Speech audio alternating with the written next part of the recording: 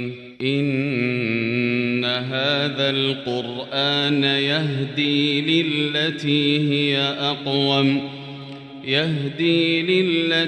هي أقوم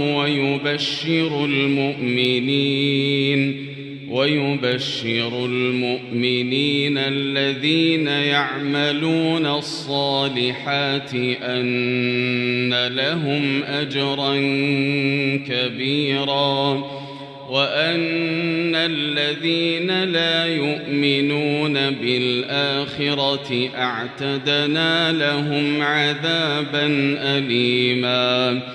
ويدعو الإنسان بالشر دعاءه بالخير وكان الإنسان عجولا. وجعلنا الليل والنهار آيتين فمحونا آية الليل وجعلنا آية النهار مبصرة لتبتغوا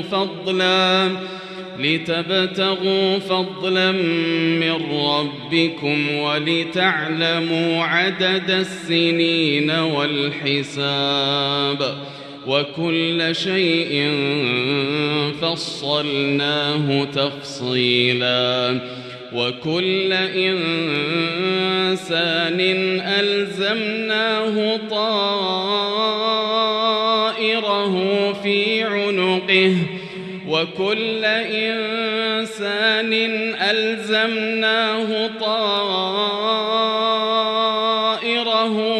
عنقه ونخرج له يوم القيامة كتابا يلقاه منشورا. اقرأ كتابك كفى بنفسك اليوم عليك حسيبا. من اهتدى فإنما يهتدي لنفسه ومن ضل فإنما يضل عليها ولا تزر وازرة وزر أخرى وما كنا معذبين حتى نبعث رسولا. وإذا أردنا أن نهلك قرية أمرنا متر فيها ففسقوا فيها فحق عليها القول فدمرناها تدميرا.